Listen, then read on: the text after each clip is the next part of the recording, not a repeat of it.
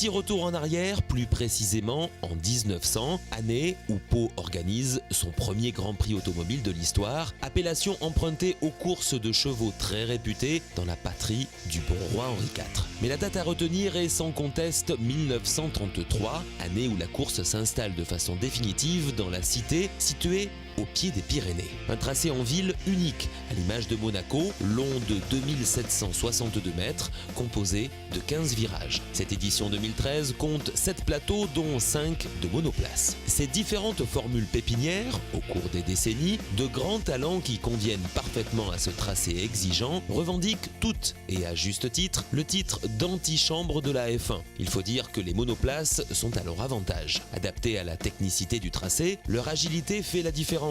Pour les formules Ford du Trophée des Pyrénées, les formules du Trophée Junior, les moteurs avant du Trophée Argentin ou les moteurs arrière du Trophée de Pau, le circuit palois représente un formidable terrain de jeu où joutes et dépassements sont au rendez-vous. Mais n'oublions pas aussi les GT et les tourismes. Elles ont également investi le circuit dans la cité. Le trophée Phil Hill 60s Endurance, qui faisait écho aux 3 heures de Pau, né en 1958, rassemble GT et sport biplace. Enfin, pour la 3e année, le trophée Mini Classique, qui a débuté ici en plein Béarn, y reprend toujours ses marques. Les propriétaires d'avant-guerre ont répondu à l'invitation du trophée Légende. Le plateau by Peter Otto et ses Bugatti, Delage ou encore Hera viennent de démontrer leur étonnante vitalité malgré leur âge plus que certain. Côté 60s, Endurance, rebaptisée Trophée Phil Hill, pour l'occasion, elles envahirent la ville avec une grille complète de voitures pré-66. AC Cobra, Ferrari 250 GT, Lotus 15 ou encore Jaguar Type E, ce fut l'un des moments forts de ce week-end.